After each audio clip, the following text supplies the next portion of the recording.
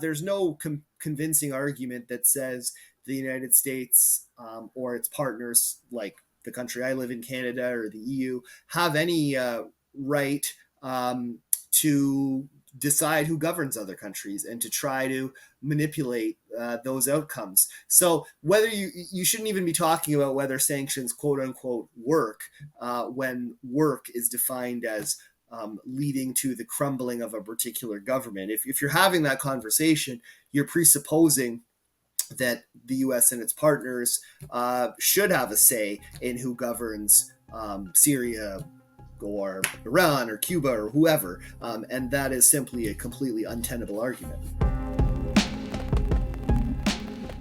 Hello, everyone. I'm Rania Khalek, and this is Dispatches.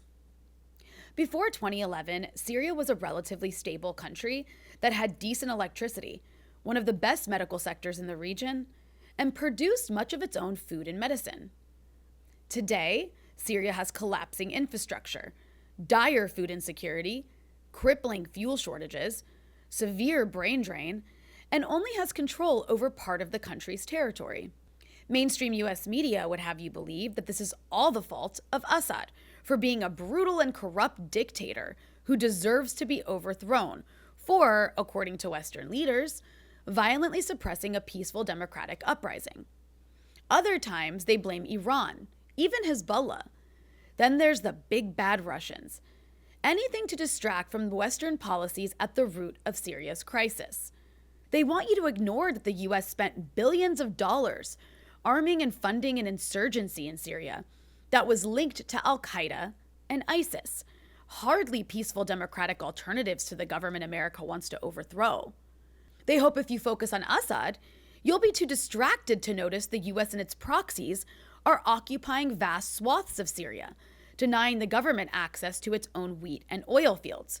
And they think pointing the finger at Russia will cover for the destruction wrought by the most important weapon in America's arsenal that's currently making Syria unlivable: sanctions. US sanctions on Syria are not only some of the most suffocating in history, they're illegal. And they're not targeted at bad actors. The sanctions are against all Syrians and amount to collective punishment against tens of millions of civilians that have yet to recover from the US regime change war that left their country in rubble while stealing their future. To discuss the decades-long US war on Syria and the reason behind it, I'm joined by Greg Shupak, an academic and author of the book The Wrong Story: Palestine, Israel, and the Media, published by OR Books. Greg also has a chapter in the book Sanctions As War, which was published by Brill and Haymarket. But before we jump into it, be sure to hit the subscribe button and the bell so you get a notification whenever we post new content. And if you appreciate this show, you can help it grow by becoming a patron at patreon.com/breakthrough news or by donating below on YouTube. Greg, welcome to the show. Thanks so much for having me. I'm really excited to dive into the chapter you wrote for this book, which is an excellent book, and I'll link to it in the description, Sanctions As War. And your chapter is, of course, on the sanctions involving Syria, which are many. And I love it. You go into like the history of sanctions on Syria, which of course predate even 2011 when the U.S. launched this regime change war on Syria, and we can talk about that. But first, in a more broader sense, can you briefly explain to our audience why sanctions are a form of warfare? Sure. So sanctions, they don't necessarily kill people in the same way that bombs and bullets do. They don't pierce flesh and blow bodies apart in an instant, but they can have roughly the same consequences over a longer period of time by limiting or outright preventing people's access to the best available medicine for a particular treatment they need, or perhaps even any medicine at all. They can undermine pretty dramatically people's food access. They can and do immiserate entire populations by driving their economies into the ground, so that it's harder for people to make a decent living and house themselves and so forth, or feed themselves and clothe themselves. But more broadly, can also make it quite difficult for the state in which populations live to have to provide people with electricity, water, sanitation, sewage treatment, and so forth. So the I regard sanctions as a form of warfare because they can really subvert the well-being of an entire economy, and are often explicitly articulated in these terms. Cuba, perhaps, being the most famous example, where the blockade was, when it was originally put into place, articulated in terms of being a tool to try and encourage an overthrow of the Cuban government. Right. And of course, that's like a 1960, I think the year 1960 memo from the State Department that actually really does lay out that the blockade of Cuba was meant to cause so much suffering and deprivation so that the people rise up and overthrow their government. And I do want to get to some of the ways that there is this kind of like anti-sanction sentiment against a certain class of people inside the kind of like think tank world. It's a small one, it's quite marginal, but I think that even the way that they have that conversation kind of gets it wrong. And I'm going to get to that. But first, one thing I love about this chapter is that you lay out why Syria has been targeted for the last 40 years with sanctions to varying degrees that have gotten worse and worse, obviously, over time. And you write sanctions are a mode of control used to attack the populations of countries with governments that sections of the American ruling class regard as a barrier to their interests. Can you explain how Syria is a barrier to the interests of U.S. elites? I mean, one thing that you'll hear from a lot of the, people who are pro regime change everywhere is that Syria, helped the U.S. in the Lebanese civil war and in the extraordinary rendition program. So, like, it's not that the U.S. is targeting Syria for like being some sort of anti-imperialist force. It's actually like Syria actually is on the side of U.S. imperialism. There's like a certain subset of people that try to make that argument. I think the kinds of people I'm talking about. Um, Certainly. but in fact, Syria has played a role in, I guess, being an obstacle to U.S. interests. So, anyways, why has the U.S. carried out this 40 years long economic and political aggression against Syria? Yeah, I mean, for exactly that reason, that it has been, not 100% of the time universally across the board, but it has, in many key instances, been a barrier to American hegemony across the Middle East. And I mean, you can find instances where Iran worked with the U.S., against ISIS, or even in the early days of the Afghanistan war. That's true. We know very well that um, the Libyan government had certain kinds of post 9/11 cooperation with the U.S., similar to what Syria did, and we know what ended up being the fate of the Libyan government. So sometimes limited cooperation for a specific period of time and a limited goal doesn't necessarily equal good relations, or that the U.S. has taken this other government in to come to regard them as some sort of partner. So I don't think that argument holds water about Syria. But I mean, more to the point, the U.S. Government has been pretty clear in a lot of the legislation that it has put forth outlining sanctions against Syria, that one of the major reasons is Syrian regional policies. So, we have very specific, the specific starting point for the sanctions was 1979, with Syria being added to the well, actually was part of the original creation of the so-called state sponsors of terrorism list. And since then, Syria has been accused of supporting quote unquote terrorism because of its backing of Hezbollah since it came into existence, and also various Palestinian resistance groups, most notably Hamas and Palestinian Islamic Jihad, but also PFLP, Popular Front for Palestine, and PFLP General Command. So to give you an example of what I'm talking about, um, those groups that I just listed are all cited specifically in a 2004 executive order that declared Syria a quote unusual and extraordinary threat to the national security, foreign policy, and economy of the United States because of its support for each of those groups that I just listed.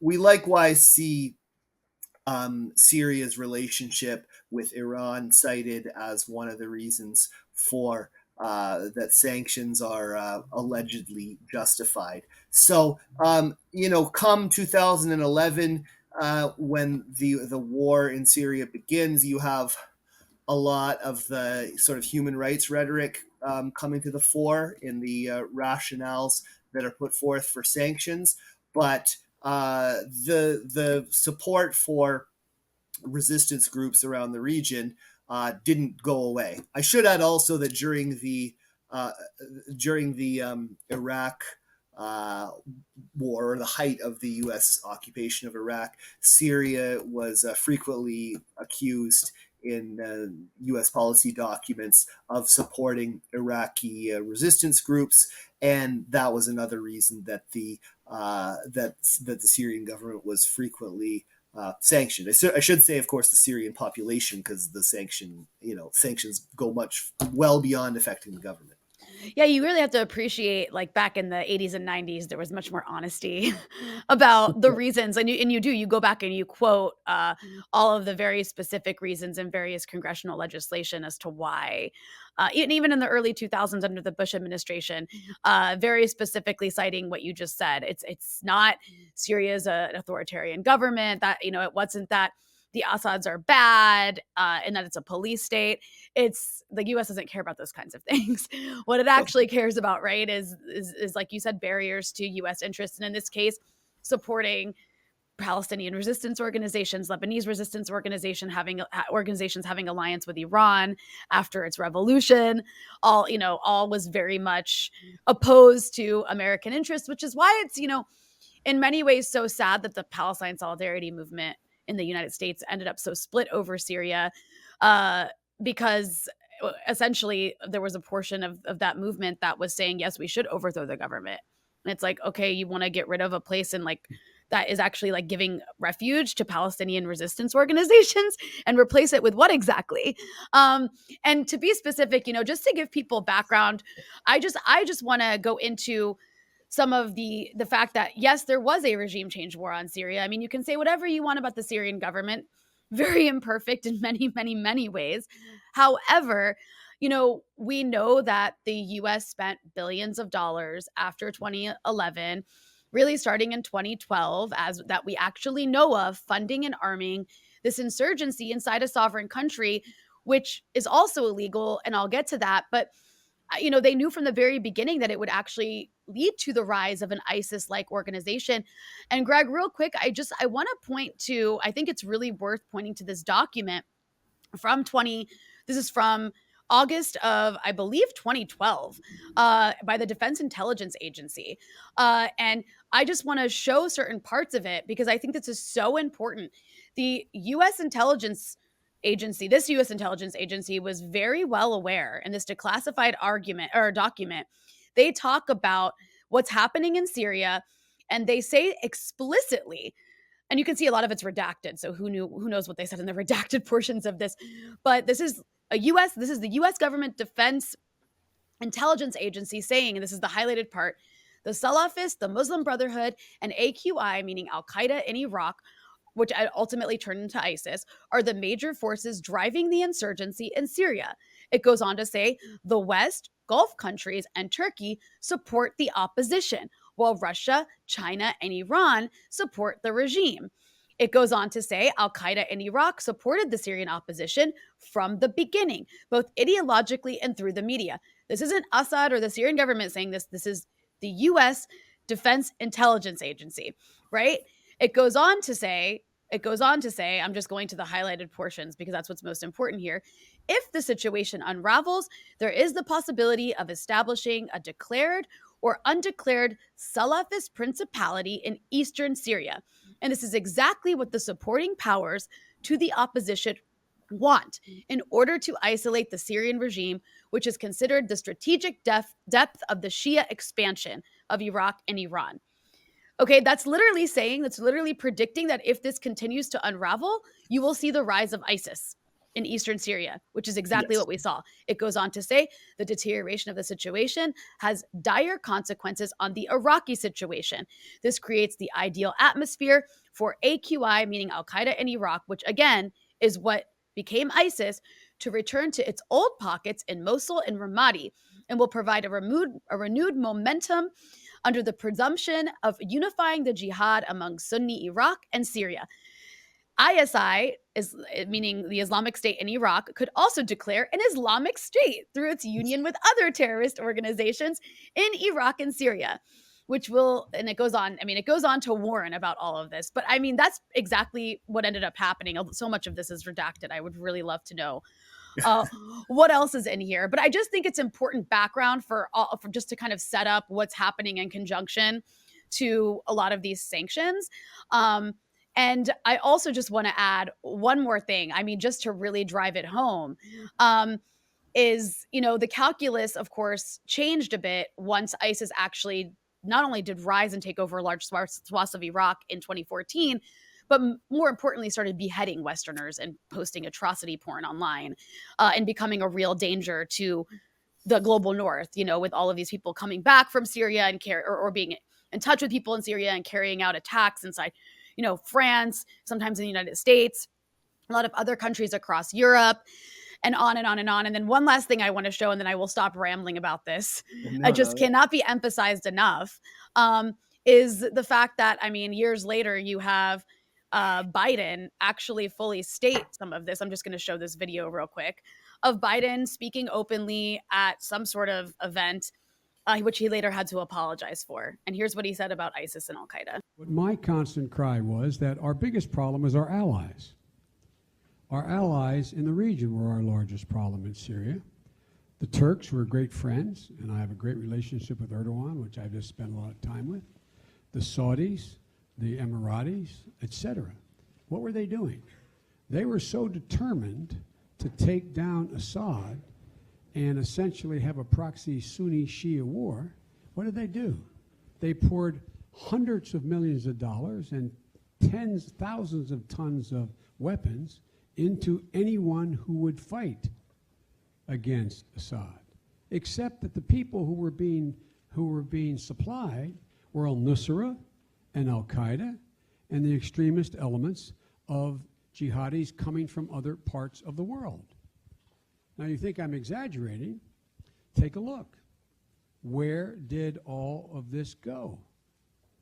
So now what's happening? All of a sudden, everybody's awakened because this outfit called ISIL, which was al-Qaeda in Iraq, which when they were essentially thrown out of Iraq, found open space and territory in eastern Syria, worked with al-Nusra, who we declared a terrorist group early on, and we could not convince our colleagues to stop supplying them. It's so self-serving because the U.S. was doing exactly the same thing that he just got, called out the Gulf states and Turkey for doing. But I just wanted to play that just because, when it comes to the issue of Syria, you have to always show that, oh no, the U.S. government was saying it too. You can't just say, this is Russian propaganda or something. But I raise all this because I want people to understand that all of that, literally arming this very fascistic insurgency in the name of trying to overthrow the Syrian government and get rid of an obstacle to U.S. interests, the U.S. and its allies were very much willing to allow the rise of groups that they call terrorist groups when they attack America, but it was fine for them to attack and take over parts of Syria. And then this was happening in conjunction with this CIA program called Operation Timber, or Pentagon program called Operation Timber Sycamore, which was sending weapons to the Syrian opposition through Amman and Jordan. And I want to raise this just to say also, again, we're going to talk about sanctions, but all of this is happening in conjunction with the horrific consequences of sanctions that we're going to get into. But I just want to raise, Greg, this 1986 ruling at the International Court of Justice that found that the U.S. violated international law by arming the Contras in Nicaragua, which Nicaragua was, by the way, supposed to get reparations for. But of course, that never happened because the U.S. blocked enforcement of that ruling by at the UN Security Council because of its power there. But the point is that this judgment found that it's illegal for one country to arm an insurgency inside another country. The court found in its verdict that the United States was, quote, in breach of its obligations under customary international law not to use force against another state and not to intervene in its affairs and not to violate its sovereignty. So I raise that all to say that there is actually past precedent to demonstrate that what the U.S. did in Syria by arming this insurgency was completely illegal and a massive violation of international law. And then the last thing I'll add before we get back to sanctions is I want to just show a map, because another thing is happening as we talk about these sanctions on Syria. Now, this is a map of who controls Syria right now. Following this war, this regime change war on Syria, and all of the various proxy elements that were involved, Syria is kind of split into 3 zones now. You have the blue area, which is where the government of Syria remains in charge. This is a map, by the way, from the Financial Times from 2022. So there may have been some slight changes, but it's mostly still the same as it looks here. In the red area, you have the Syrian Democratic Forces. Sometimes you'll hear them referred to as the Kurds. That's basically just the Syrian YPG, or I'm sorry, the Syrian PKK, which is called the YPG, but under a different name. It's a whole other story. But they are allied with the United States, and they control this red area. And there's a little like kind of, I don't know if you can see on this map, for those of you who are watching, I am showing a map, or listening, I am showing a map right now. But there's portions of this territory where U.S. military personnel are stationed. And they are actually occupying Syrian oil fields. This is where Syria's oil fields are. This is where Syria's most fertile land is. It's where the vast majority, I think 70%, around 70% of its wheat is grown in this area. And it's now under the control of the US and its proxy force, the Syrian YPG. And they deny the Syrian government access to its oil fields and to its wheat reserves, as Syria is having a huge food insecurity crisis, as well as really, really severe fuel shortages that have left the country without electricity for most of the day. And then you have the green area, which is under the control of either the Turks, the Turkish military, or the former Al-Qaeda affiliate in Syria, now referred to as Hayat Tahrir al-Sham, or HTS. So this is Syria basically kind of having an unofficial partition as a result of what the U.S. has done, which is also, of course, having major consequences on its economy in conjunction with those sanctions. And Greg, one thing before we get into the history of sanctions, here's what I want to ask you. You have these very, serious analysts at think tanks and at media outlets, journalists at media outlets in the mainstream. Sometimes they will question sanctions. And again, this is marginal, but you have sometimes people saying sanctions are the wrong way to go. But the way that they say it, they'll say it's because they don't work, right? They'll talk about sanctions being counterproductive because if we want the regime to be less corrupt and less authoritarian, right, the sanctions do the opposite. They're making the regime more corrupt and more authoritarian and giving them, an enemy to blame for problems that are actually their fault, right? But I personally, and I think you might agree with me, I think this is the wrong conversation. I think these are like silly goalposts because actually, as we were just talking about, sanctions are in fact intended to punish the civilian population and to immiserate them and to destroy their economies, to destroy the country's future so that they rise up and overthrow the government for the US. And as you write, the American ruling class and its international partners have wrought acute material deprivation in Syrians' lives in pursuit of imperial goals in the region and have done so while the consequences have been perfectly clear. So my question for you after my very, very long rant is, what are your thoughts about that particular discussion among, I guess, the liberals and maybe some progressives in the mainstream? What are they getting wrong when they talk about their opposition to sanctions? Yeah, I mean, no, I certainly agree with what you said. I mean, it's precisely the goal of the sanctions to punish collectively the entire population of the targeted country.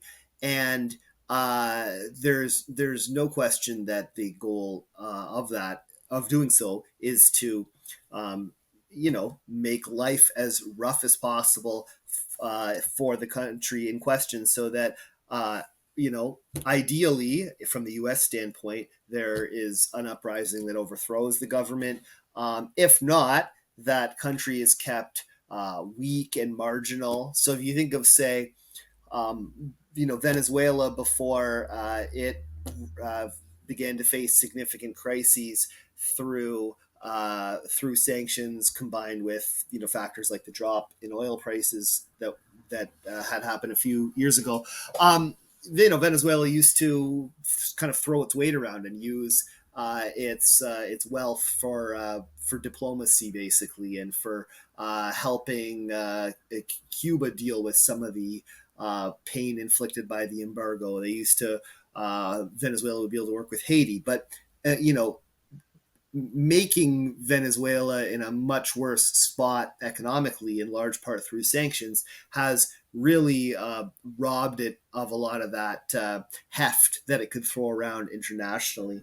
And the same, I think, happens is part of what the aim is in the Middle East as well, where if it's Iran or Syria, when you make these countries poorer, there's less that they can do to sort of project power beyond their territory, as well as make life more livable for people that live in their countries. So they were pretty explicit about this when it came to the what's known as the Iran nuclear deal in 2015. That a lot of that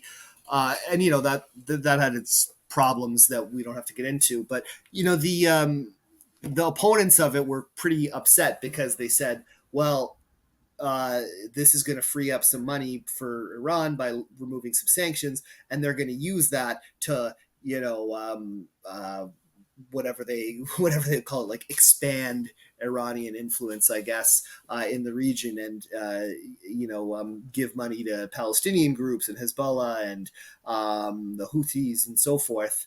Once the Saudi war really escalated. So I think that there's that aspect of sanctions too, that it's, yes, ideally try to foment a rebellion domestically, ideally from the U.S. standpoint, or secondarily, you can at least limit that country's ability to act internationally or regionally by just simply restricting the resources at their disposal. So there's also just the fact that I think these people who make that criticism about sanctions not working, they're wrong, as we've just said, because the goal is to make life as difficult as possible. But they're also overlooking a pretty simple fact, which is that unilateral sanctions in particular have zero legal standing. Yeah. And there's no convincing argument that says the United States or its partners, like the country I live in, Canada, or the EU, have any right to decide who governs other countries and to try to manipulate those outcomes. So whether you shouldn't even be talking about whether sanctions, quote unquote, work when work is defined as leading to the crumbling of a particular government. If you're having that conversation, you're presupposing that the U.S. and its partners should have a say in who governs Syria or Iran or Cuba or whoever. And that is simply a completely untenable argument. Totally. You have so much. I mean, I'm glad you brought that up. The fact that sanctions, these unilateral sanctions actually don't have any legal standing under international law. It's just a matter of the U.S. being such a powerful a country economically, that anybody even follows these U.S. sanctions because they don't want to be subjected to secondary sanctions or to having to deal with any sort of financial penalties from the U.S. banking system, which again rules the world. I want to kind of ask you to delve into these kind of different eras of sanctions. You mentioned it a little bit before briefly, but there were sanctions after 1979 that had a lot to do with putting Syria on the state sponsor of terrorism list. what effect did those sanctions have on Syria versus then you have these sanctions in the early 2000s that got more serious. I think you talk about the sanctions mostly targeting Syria's telecommunications system and also its ability to buy oil, or to export oil to Europe. Um, and then that's, and I'm talking pre 2011 here. So Mhm. like there's already sanctions on Syria for like 30 years before 2011. What were those sanctions like? What was the impact? How did they evolve? Yeah, so I think this is all important because it really blows a hole in the argument that says, well, you had to sanction the Syrian government in 2011 because of the crackdown on the uprising. Well, these sanctions long predate that, and well before there was any kind of broad uprising in the country. And in fact, we can perhaps say it's hard. There's not decisive evidence of this, but it does look like, as I'll get to, that the pre 2011 sanctions were starting to have a significant effect, which might be part of. I think you can reasonably make a case as part of the increase in poverty in those years that led up to the war. But in any case, to answer your question, yeah, the sanctions, as we've said, started with the creation of the state sponsors of terrorism list in 1979. This had something of an effect because there was a thaw in relations, a little bit of a thaw in relations between the Syrian and American governments Mm-hmm. between 1974 and 1979. In that period, American aid was funding some work on Syria's water supply and irrigation and electrification and developing rural roads, as well as health and agricultural research. But that's out the window come the 1979 creation of the list of supposed state sponsors of terrorism. The effects, though, were fairly limited, as you pointed out, in the years leading up to the Bush administration, because trade was relatively limited between Syria and the United States. Being on this state sponsor of terrorism list meant that if the U.S. Secretary of Commerce and Secretary of State were to license the exports of goods or technology to Syria, they would have to notify Congress. If these exports amounted to more than 7 million, and eventually this threshold was lowered to 1 million. Mm-hmm. So what's happening then in the period between 1985 and 1989, when those restrictions were being put in place, was a lot of hurdles uh, were being erected to get in the way of normal economic relations between Syrians and Americans. And the effects of that were not terribly severe at the time, nor were they in the 90s, when similar gradual barriers were put into place. But as you pointed out, it was really in the post 9/11 era that the attack on the Syrian economic life ramped up. And specifically, a watershed in this is the 2003 Syria Accountability Act, which was a real intensification of efforts to isolate and subvert Syria.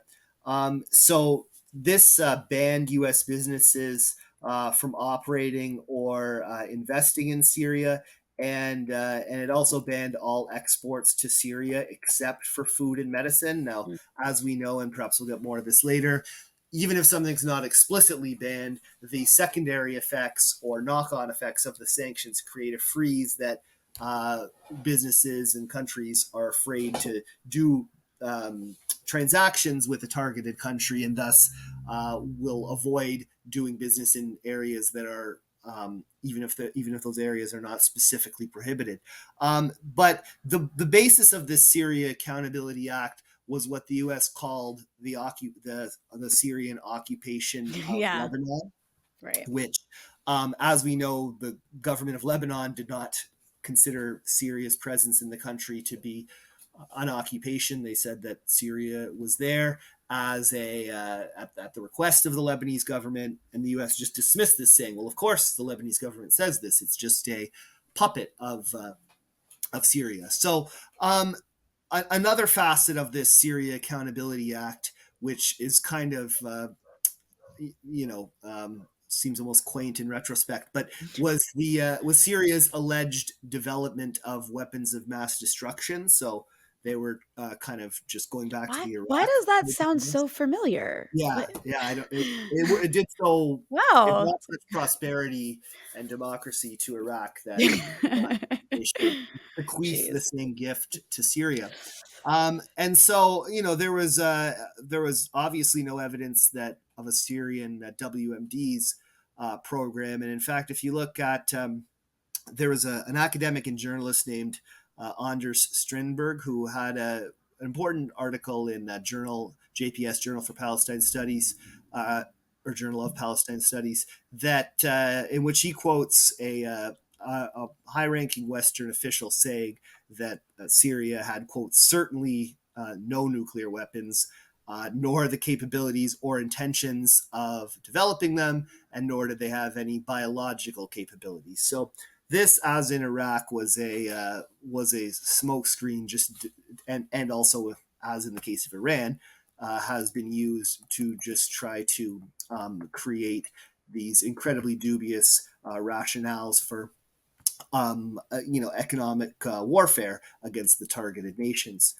This Syria Accountability Act was another one that specifically cited Syria's relationship with Hezbollah. It says that that part of why Syria needs to be sanctioned is because it supposedly allows Hezbollah to control the Lebanese, what they call the Lebanese border with Israel. It's not really a border, but the armistice line between Lebanon and Israel. And likewise, this Syrian Accountability Act mentioned Syria, again, quote unquote, allowing Iranian Revolutionary Guards to operate in Lebanon. So, I mean, this, as I'm sure you know, that this idea that Hezbollah operates in Lebanon and has significant power and influence in the country, as if this is all attributable to Syria, is pretty absurd, considering that Hezbollah is pretty deeply enmeshed in parts of the fabric of Lebanese society. But again, we see here that in this act, this Syria Accountability Act, Syria is being sanctioned for primarily not letting the U.S. and Israel determine what happens in Lebanon and their other allies as well, and with the side criticism of Syria's relationship with Iran. And later that same year, no, I'm sorry, it was the next year, 2004. There was the executive order I mentioned before that declared Syria supposedly such a threat to the United States that it was necessary for the U.S. to declare a national emergency. And what this order? Such a joke. Oh my gosh. Yeah, no, I mean, yeah.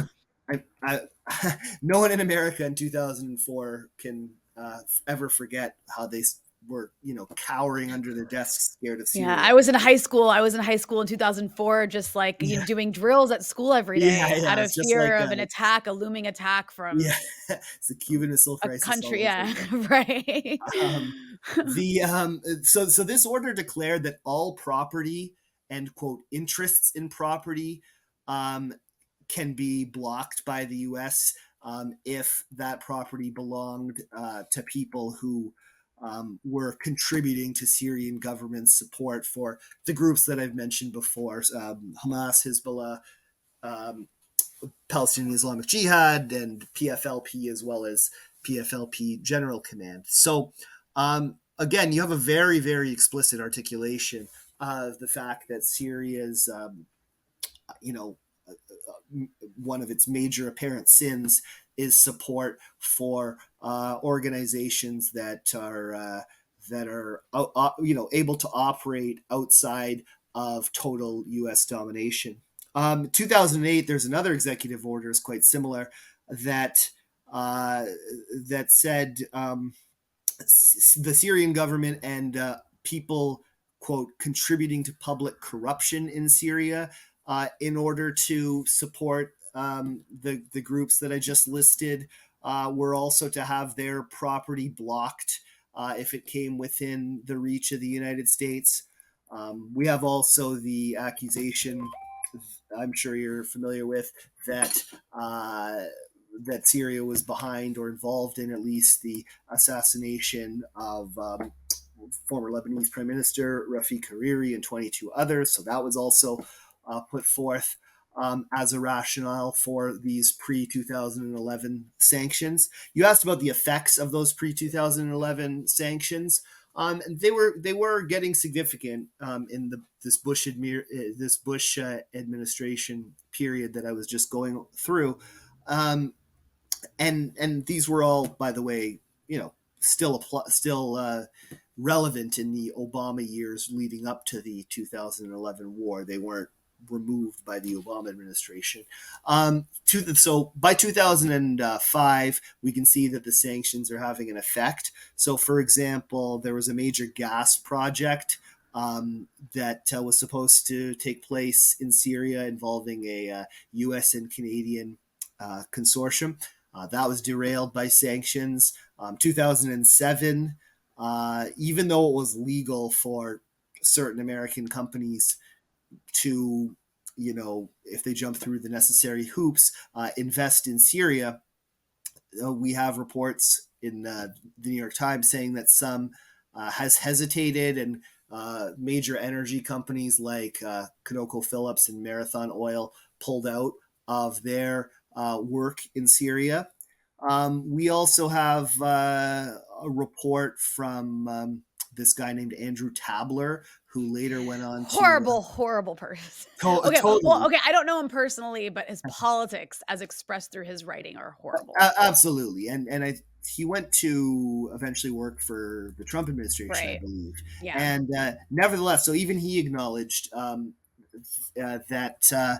And I'm going to quote him directly, Syria now finds itself in a situation where the number of companies that can build big power facilities are limited, and the ones that can do this have apparently followed the American lead, i.e. sanctions, because they fear the repercussions of doing business there. So even non-American companies, in other words, were pulling out of Syria because they were scared that sanctions, that they might inadvertently violate sanctions, or that, our activity is not sanctioned today, but that's not to say that it won't be tomorrow. Yeah. You mentioned communications. So Turkcell's, Turkey's, I think, major cell company, withdrew its bid on SyriaTel after SyriaTel's primary stakeholder was sanctioned. So these are not insignificant things, right? You can think about if you live in Canada or the United States, when there's sort of like another country that applies, a small tariff to one component of, say, a car, it's treated as like a major issue, right? Or the United States once put a tax on a specific type of Canadian lumber, and this was like a national crisis in Canada, right? So you can imagine if there's like, real effects on things like energy and telecom and infrastructure, things that are really central to the very foundations of an economy. So that's all that's some of the key highlights of the lead up to 2011, after which, during the war, and we can go over this if you like, but during the war, of course, the sanctions really go to full-fledged strangulation. Yeah, I wrote this piece back, I think it was like in 2016. I had gotten access to this, it was a UN commissioned report to study the impact of sanctions post 2011 on the Syrian economy. and it was devastating. And Yeah. in that report, that again, it was commissioned by the UN, and it wasn't released, I think, for political reasons, Yeah. because it just like really dragged the US and EU sanctions Yeah. policies on Syria. Um, they classified these sanctions, or characterized them as the most some of the most severe, most strict sanctions regime ever put in place on any Hmm. country. Yeah.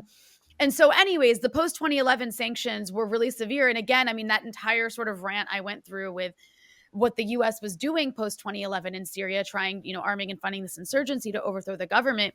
And this insurgency was committing, I mean, I don't like to use the word terrorism or terrorist, because I feel like it's just been so politicized. But Hmm. by all like definitions of terrorism and what constitute terrorist attacks, these groups were committing terrorist attacks inside Syria. They were Sure. blowing up cars, they were doing suicide bombings in public places, they Hmm. were blowing up, you know, churches, and like, taking over villages and executing people, all kinds of horrible sectarian, uh religiously fascistic violence, that we would use those terms to describe it if ever it were to take place in the United States. But in Syria, it was seen as totally legitimate to do this to a country. As all that's happening, you have these sanctions going into place that, as you explain, that are, of course, like on top of the sanctions that already exist. And this is where the boycotts of Syrian oil come in, by the EU, which, of course, had an impact of increasing poverty, currency devaluation, causing inflation, because Syria did have oil that it was selling to Yep. other countries. You have This is where you start to have the collapse of Syria's pharmaceutical industry, and you describe that in your chapter.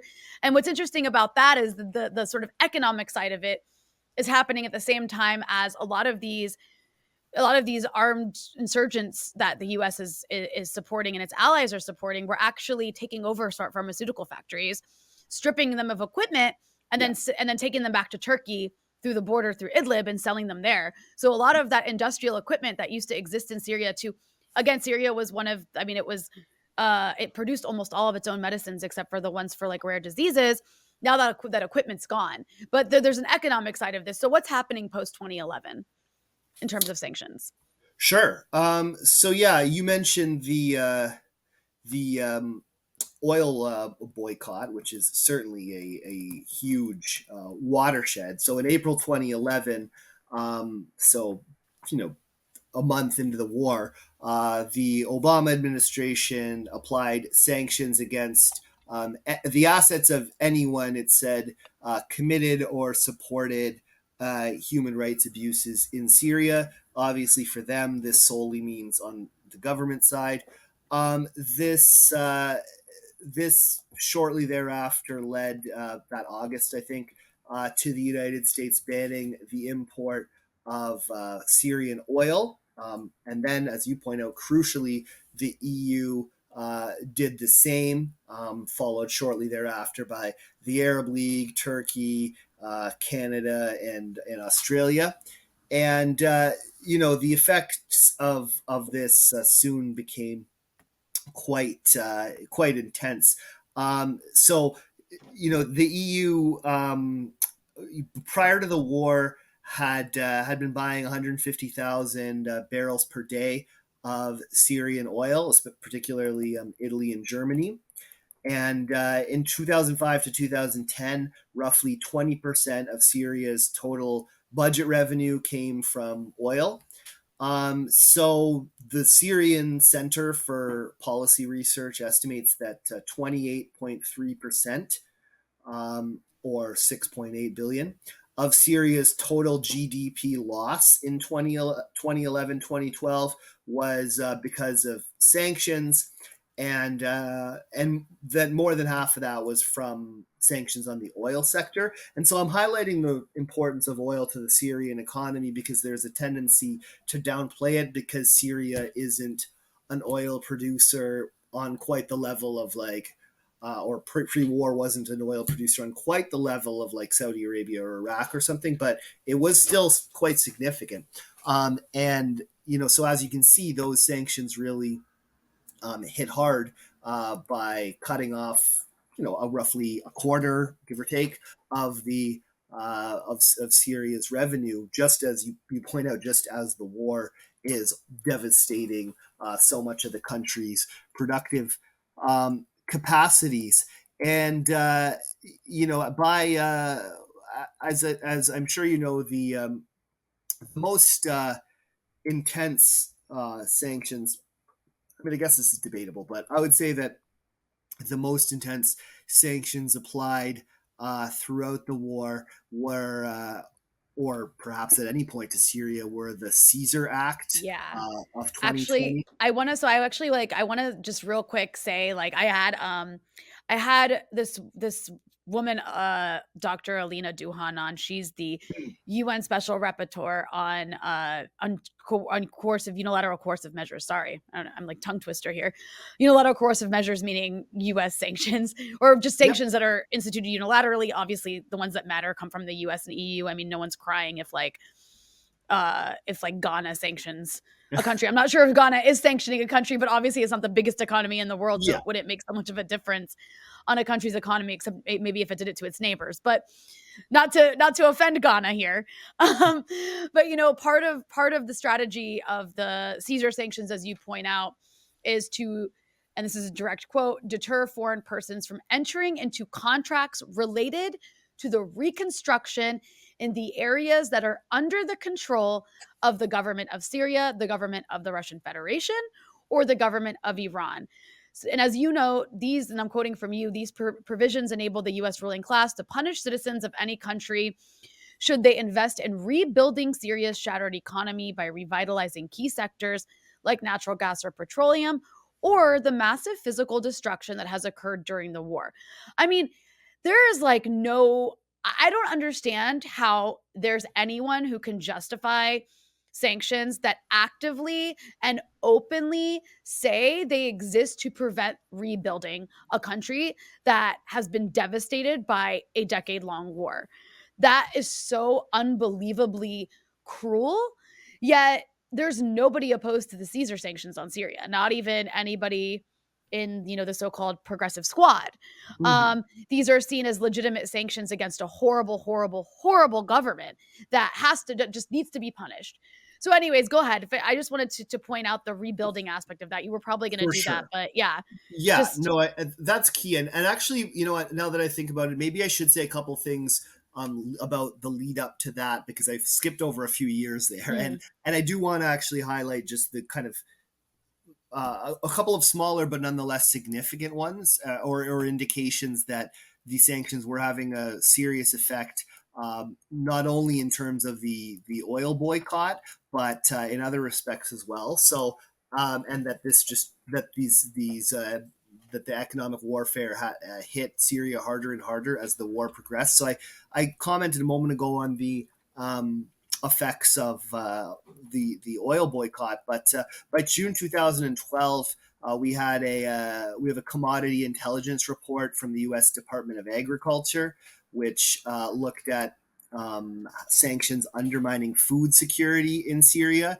and it said that the sanctions reduced, depreciated Syria's currency by 50%, thus driving up uh, inflation to a dramatic extent. And these economic phenomenon, they made food incredibly expensive.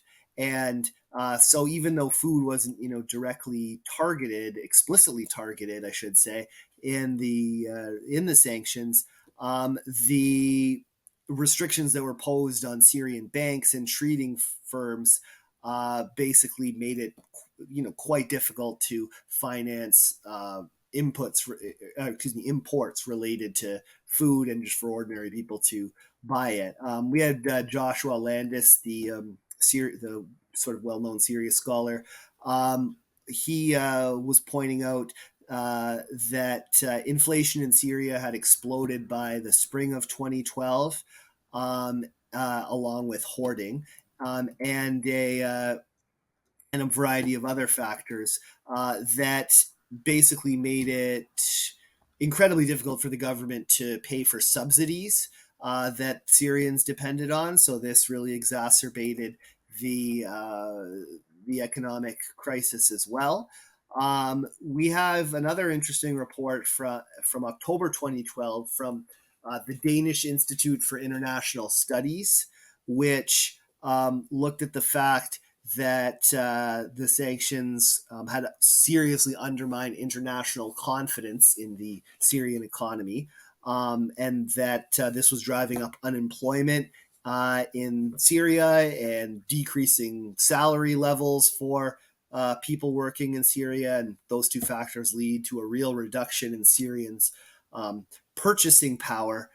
So they said that this institution said, quote, the sanctions add to the socioeconomic costs of the conflict and are likely to exacerbate pre-existing socioeconomic difficulties, particularly affecting the lower social strata of the population. So, in other words, the poorest people in Syria were being hit the hardest. And whether it's the effects in terms of food, or the effects in terms of the oil boycott, or the destruction of Syria's pharmaceutical industry. The fact is that Syrians, regardless of their political alliances, are being affected, right? Particularly the least well off. So if you're a sort of person on the lower strata of the working class in Syria, it doesn't matter if you support the government or one of the opposition groups. The US and its allies are making you pay for the fact that you happen to live in Syria, even if you hate the Assad government as much as the US ruling class does as well. We had these effects documented throughout the war, and I don't know I don't want to take too much of your time by going through every single document that I have looking at it, but I do want to say that, just to put in concrete terms something you pointed out, prior to the war, and even through its early stages, the Syrian domestic pharmaceutical industry produced 90% or more of the medicine consumed in Syria. However, international financial institutions' reluctance to deal with Syrian companies really complicated its ability to import the parts that it needed for its pharmaceutical industry, therefore really driving up production costs. Same thing happened with fuels shortages and higher raw materials. So all of these things interact, right?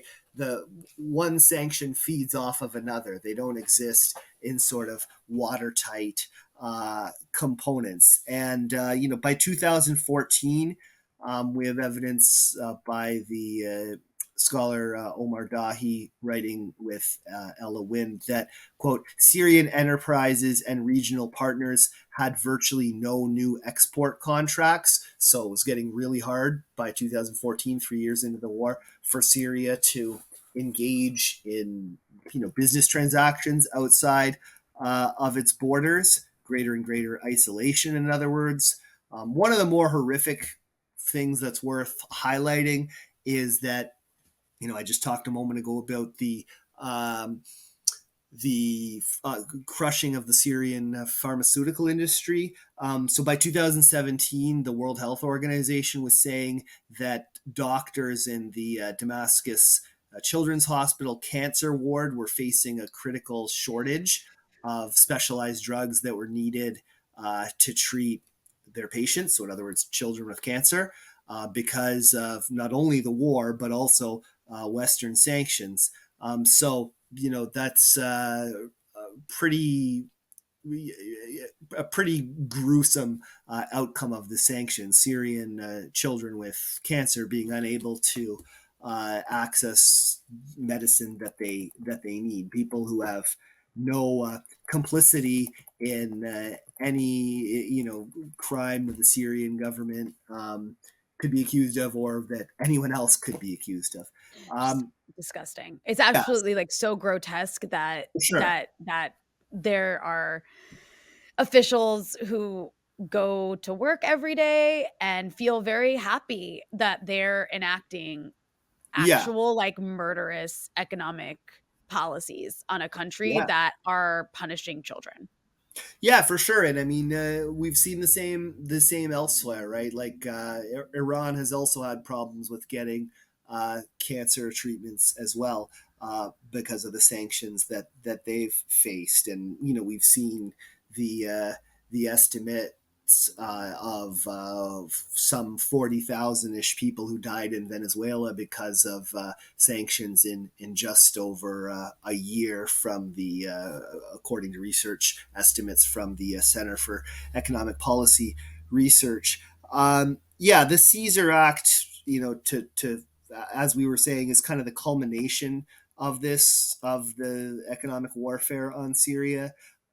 This came into effect in I guess it was June 2020, which it should be During noted is COVID, yeah, during exactly. COVID. Exactly what I was going to say. So just as when the pandemic was in sort of its darkest days, people were reportedly, according to reporting that Patrick Coburn was doing, were having to choose between buying food and taking any kind of precautions against COVID-19.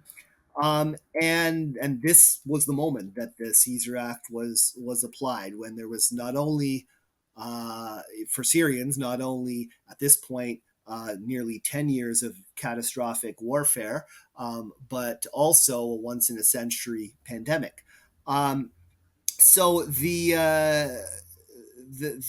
as you said, the kind of official explicit rationale was to prevent Syria from reconstructing Syria and its allies, which is the territory where the vast majority of the population lives. Right? No, it is interesting that that it allows for reconstruction in territories not held. It implicitly allows for reconstruction in territories not held by the Syrian government or its partners. So in the U.S. held territories or Again, this big blue part where the Syrian yeah, government's in charge, still a sovereign country, the internationally yeah, recognized government, no reconstruction is allowed because of sanctions or is prevented because of sanctions. Whereas this red area and these green areas, again, the area where Al Qaeda's former affiliate is the governing authority, yeah, reconstruction materials not prevented from entering.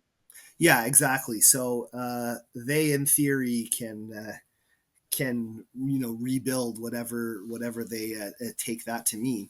The Caesar sanctions had effects pretty immediately. So by October, there had been a tripling in the price of basic foodstuffs like wheat and rice. And again, this is after all these years of warfare and well, military warfare and economic warfare. We have by December of that year an article in Foreign Policy, which occasionally, sort of by accident, runs accurate things. They reported at the time that 9.3 million Syrians were unsure where their next meal was coming from. That was an increase of 1.4 million from earlier in the year. So that's a really significant number of people for it to have grown by within a single year. Interestingly, the article talks about how the area that the U.S. controlled, or controls, I should say, via the so-called SDF, that is really part of Syria's breadbasket, and so the U.S. has kind of further food control in that respect as well by controlling that territory. It's rightly talked about sort of often enough in our circles that are critical of the sanctions on Syria and the U.S. occupation of Syria, that the U.S. is holding a major oil producing territory in Syria. It's also, though, I think This important to emphasize that a lot of food production takes place there as This well. is the red area we're talking about, by the way, that you're talking about is this red area on the map. Yes. That is, it's you called it Syria's breadbasket. That's where I believe over 70% of Syria's wheat like this is where its fertile land is. It's where 70% of its wheat was grown, and it is the actual government of Syria is denied access to its own wheat and its own oil, but its own wheat, and during a amid serious, severe food insecurity, uh, because of a deliberate U.S. policy to prevent the Syrian government from accessing its most fertile land. And also then that wheat is that wheat and that oil is then sold to help fund the governing authorities that the U.S. is basically keeping in charge of this area.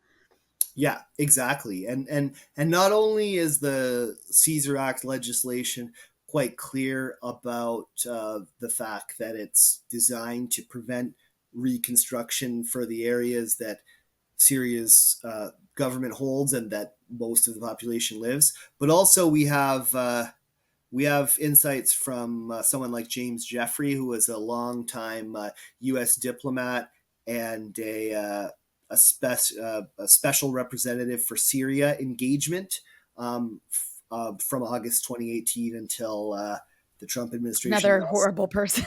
Yeah, Lots exactly. of bad people. Until the Trump administration left office. But anyway, Jeffrey quite explicitly said that that the U.S.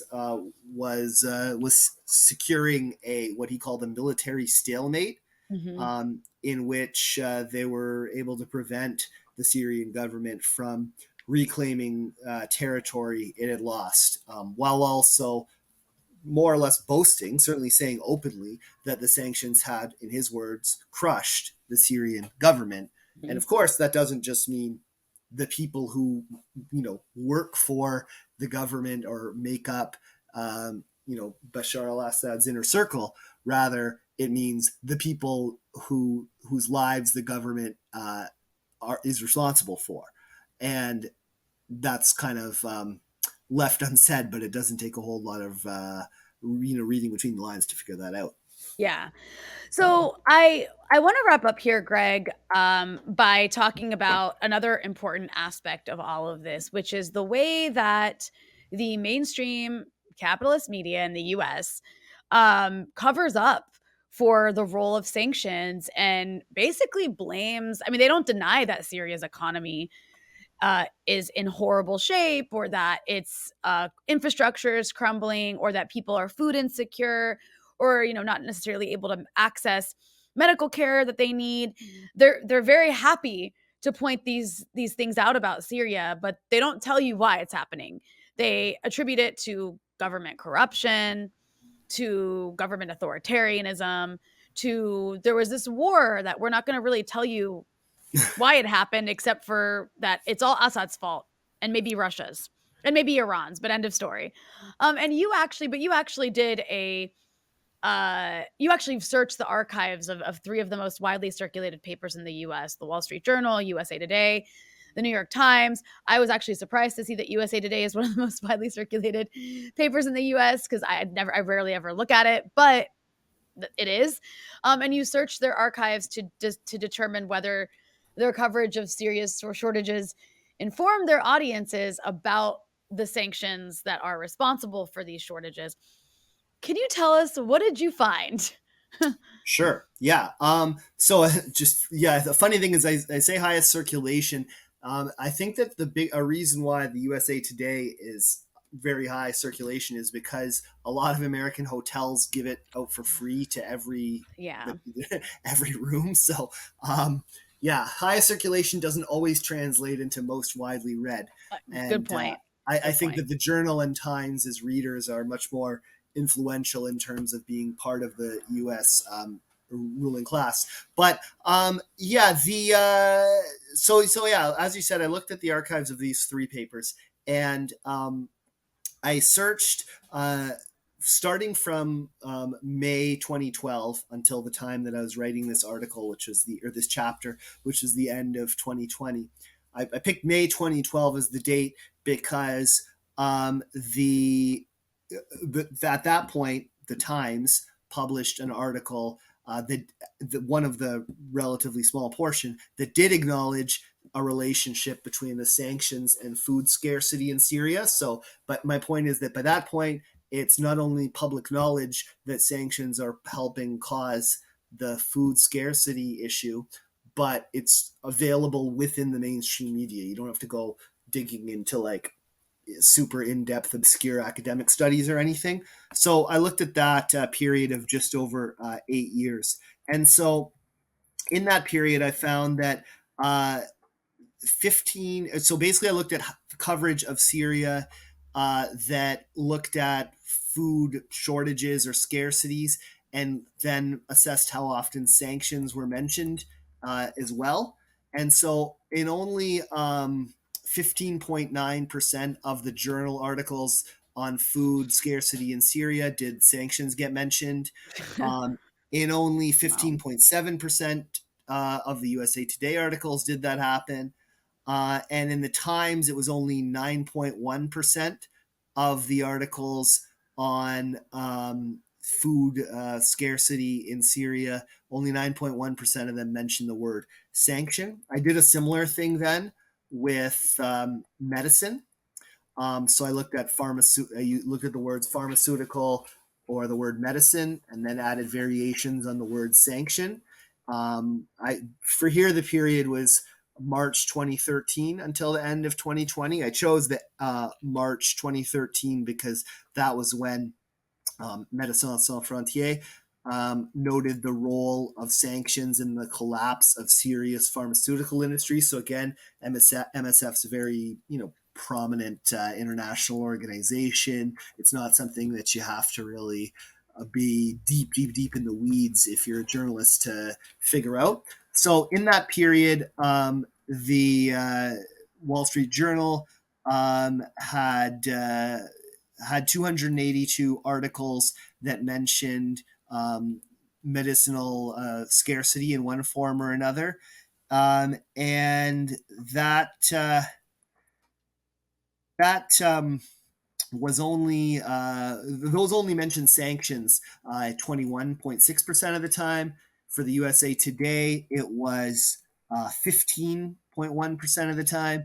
And for the New York Times, it was 11.9% of the time. So it is noteworthy that the New York Times is the sort of more liberal of the three papers, and it's the one that gave the least amount of attention to the role of sanctions in helping cause scarcities of both food and medicine. So, you have a large portion of the United States media audience that, if they want to learn or if they want to have a sort of comprehensive understanding of what causes these types of crises, or what was causing them in Syria, they'd have to go well beyond the mainstream news media, and that's a problem because most people are not sort of professional academics or journalists who are allocated a certain number of days Right. hours in the day to do this work, right? Ideally, the mainstream news media would give people a pretty accurate picture of the world in the limited amount of time that people have in their daily lives to figure out what's going on in the world. But this this crucial information has mostly been absent from the coverage of Syria, which for several years of the war was really, the foremost global issue in the headlines. I mean, yeah, and at the end of the day, it makes sense, right? You have an American ruling class that is very much committed to punishing countries that stand in the way of US interests and US empire. And then you have a capitalist, media apparatus that's controlled by very few people, or very few companies. I believe it's something like 5 companies control 90% of media in the US. And they are going to do everything in their power to make sure that they push the narrative of American elites, and that they cover for US destructive policies around the world, so that people come away thinking Syria is the way it is because it just has a bad government that the US tried to, the US tried, but unsuccessfully, wasn't able to get rid of. And so that's why, it's really important for those people who are able to support independent media that actually does draw attention to what's actually happening, things like this. And also to get, the book that you wrote a chapter in is also a really important way to, to promote it, to buy it, help inform people. This book, again, it's called Sanctions As War, Anti-Imperialist Perspectives on American Geo-Economic Strategy, has several chapters on different parts of the world, as well as specific characteristics of sanctions. There's a really great chapter that looks great. I plan to read it soon. One written by Helen Yaffe, who I've had on the show, talking about the sanctions on Cuba. There's discussion of the sanctions in Zimbabwe, the sanctions on Iraq back in the day, the blockade of Yemen, the war on Venezuela. The sanctions on China, the sanctions on Russia, on and on and on and on. Really a third of the world we know, at least a third, it may be more now that Russia's under increased sanctions, but at least a third of the world is under unilateral U.S. sanctions, and their economies are impacted as a result. I just think about the fact that last year when inflation was a problem in the U.S., your coffee was maybe like $1 more, which sucks, right? And gasoline was a bit more than that, and that really, really sucks. And Americans got it's a tiny, tiny, tiny dose of what happens to countries that are under the boot of U.S. sanctions. That when we talk about inflation, we're talking hyperinflation. And so it's like what happened in the U.S. last year times like 1,000.